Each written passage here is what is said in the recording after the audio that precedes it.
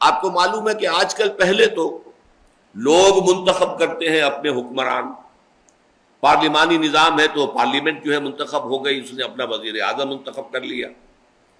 اور اگر صدارتی نظام ہے تو سیدھا صدر منتخب ہو گیا اور وہی جو ہے اب حاکم ہے۔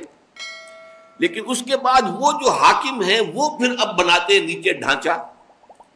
اس کے لیے گورنرز کون مقرر کیے جائیں گے، اور جو گورنمنٹ سروسز ہوں گی ان کے رولز کیا ہوں گے، پبلک سروس کمیشن جیسا کہ آپ کو معلوم ہے یہ ایک ادارہ ہے، مناصب کیسے دیے جائیں گے۔ ان دونوں کو کور کرنے کے لیے دیکھیے ایک جامع الفاظ آئے ہیں، ان اللہ یأمرکم ان تؤدوا الامانات الی اہلہا،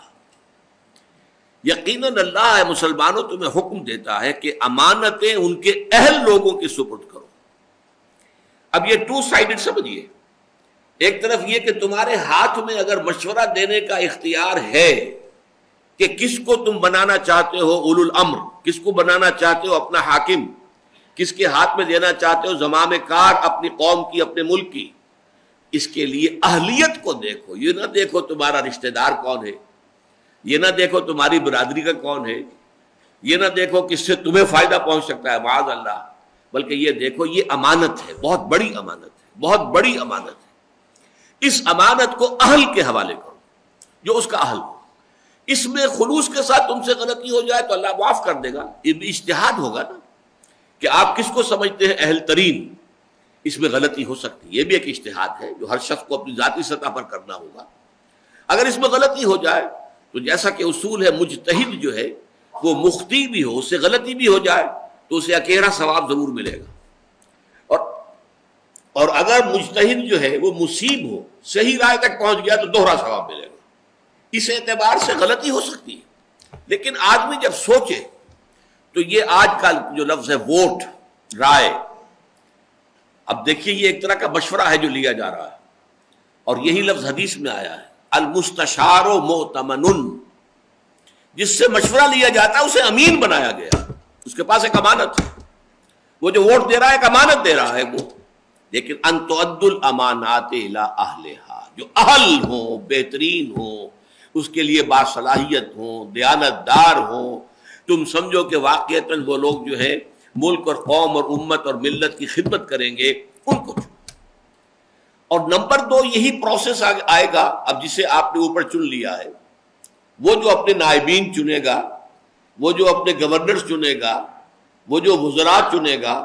یا یہ کہ اس کے بعد جو ایک نظام بنے گا پورا، اس لیے کہ یہ تو ایک لمبا چوڑا نظام ہوگا ایک ملک کا، اس میں جو انتظامیہ ہے، ایگزیکٹو ہے، اس کی لمبی چوڑی جو ہے وہ ایک آرگنائزیشن ہوگی۔ وہاں بھی یہی دیکھو کہ اہلیت بنیاد ہو،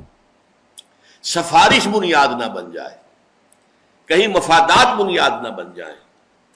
کہیں جو ہے یہ اس طرح کا برادری کا یا اپنے کسی کے قریبی رشتہ دار ہونے کا خیال کر کے جو ہے تمہارا ووٹ نہ جائے، تمہاری طرف سے فیصلہ نہ ہو، بلکہ ان اللہ یامرکم ان تؤدوا الامانات الی اہلہا، وہاں بھی یہ دیکھو کہ اہل ترین کون ہے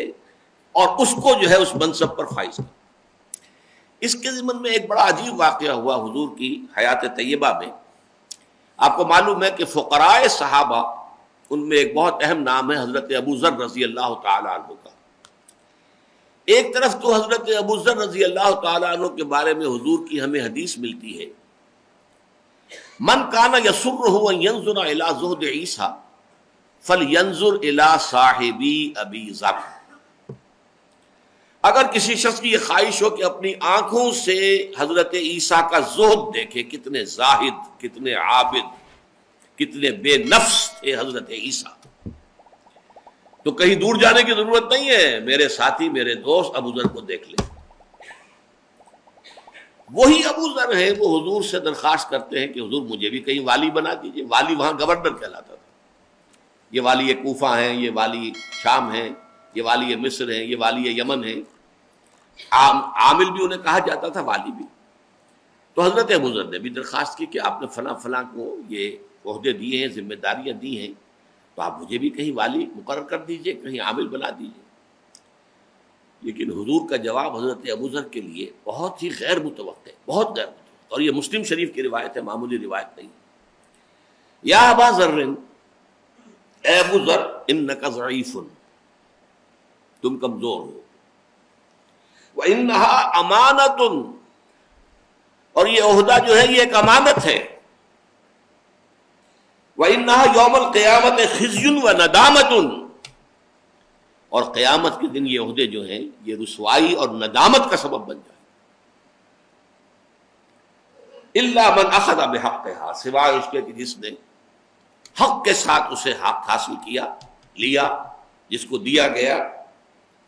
وَأَدَّى الَّذِي عَلَيْهِ فِيهَا، اور پھر وہ ساری ذمہ داریاں پوری کی کہ جو اس منصب کے ضمن میں اس پر عائد ہوتی تھی. یہاں سوال پیدا ہوتا ہے، بڑا ایک اہم اصول آتا ہے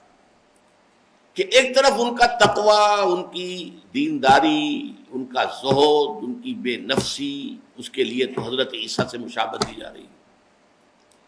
لیکن والی ہونے کے لیے یا گورنر بننے کے لیے کہا جا رہا ہے انک ضعیف وانھا امانۃ وانھا یوم القیامت خزی وندامۃ، یہ ندامت کا ذریعہ بن جائے. اس کا نتیجہ کیا نکلا کہ حکومت اور انتظامی معاملات کے لیے محض تقوی ہی شے نہیں ہے بنیادی، اس کے لیے کچھ اور صلاحیتیں درکار ہیں. کوئی انتظامی صلاحیت ہو، کوئی توازن